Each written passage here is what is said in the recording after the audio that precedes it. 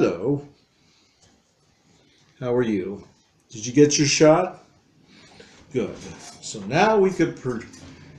Today I want to talk about the baby boom generation. Now,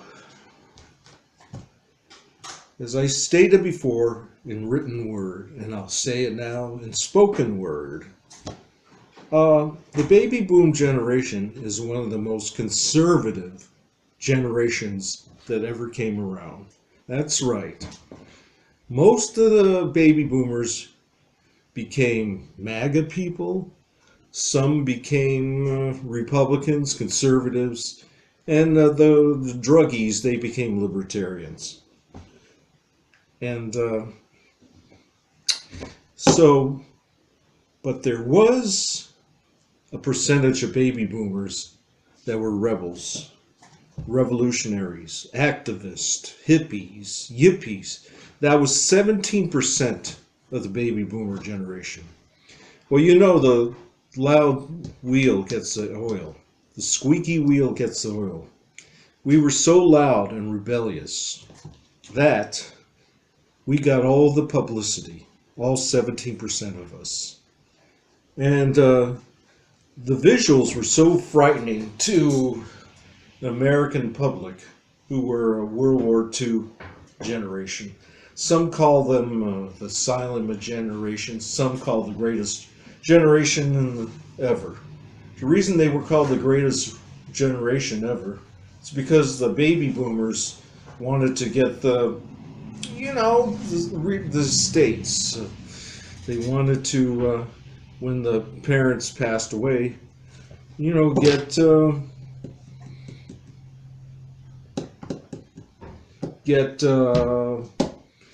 it's tough being in your 60s.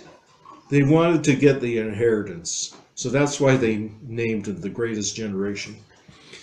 But in reality, they were not that great. Okay?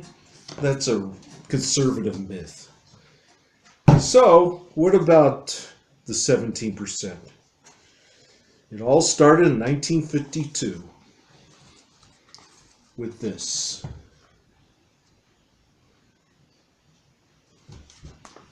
Allen Ginsberg shot the first shot against the McCarthy era, against the conformity, against Protestant Christianity, and other against white racism in general. Yeah, in the 50s. And this came out in 1952, and this was the battle cry. This is like our Declaration of Independence. So you'll recognize it after I read a couple of words.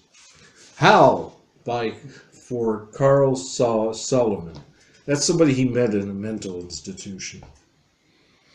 I saw the best minds of my generation destroyed by madness, starving, hysterical, naked, dragging themselves through the Negro streets at dawn, looking for an angry fix. Angel-headed hipsters burning for the ancient heavenly connection to the starry dynamo in the machinery of night, whose poverty and tatters and howled-eyed and sat up smoking in the supernatural darkness of cold water flats, floating across the tops of city, contemplating jazz. It's a good poem. You ought to read it. I actually got Allen Ginsberg to sign this in 1994. So that was the battle cry. Then came Elvis. Then came, what's his name? Then came Rock Around the Clock. That song started the whole thing. Bill Haley and his Comets. That's how the revolution started.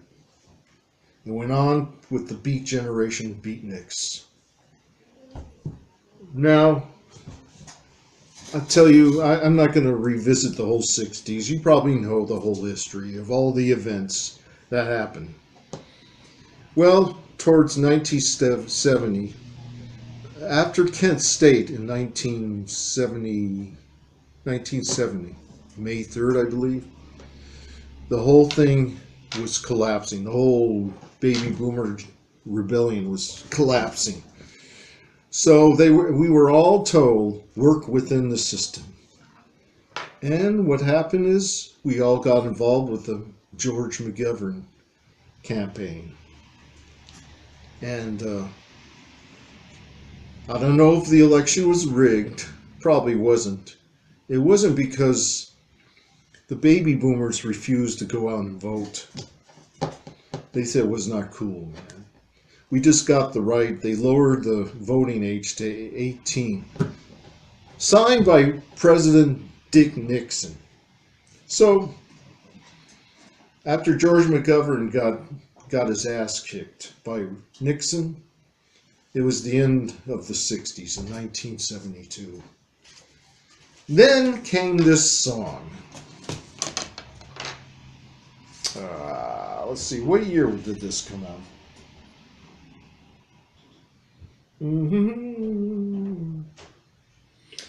I'll be right back. I'm going to look in the light.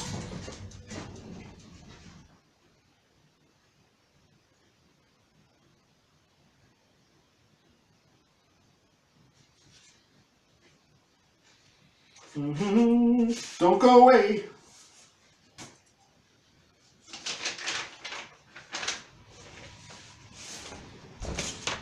Yeah, I didn't think they put a date on here.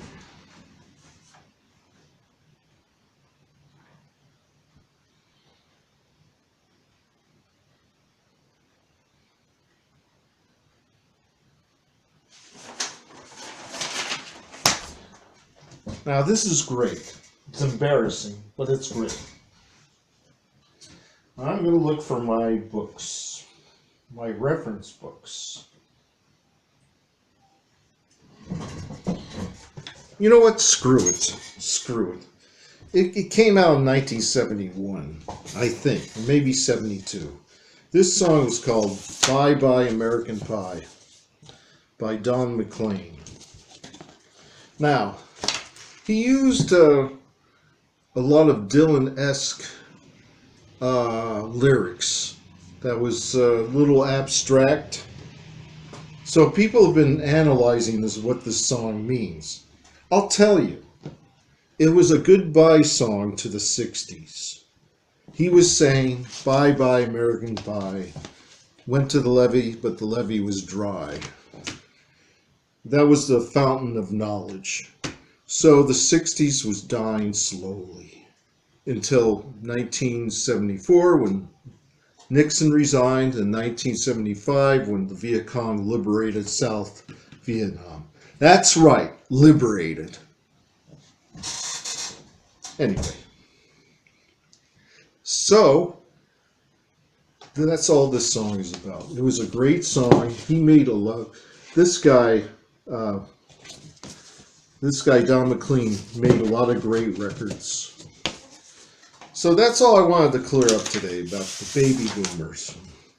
Okay. Oh, he also made this album. This is prior when he was with the folk movement. And this one that was totally ignored in the 70s. 1974 he released this. He does a duet with Pete Seeger on this album. So that's that. That's all she wrote. So it went from a poem to a song. And that's what I'll call this episode. All right? Culture warfare, always. So long.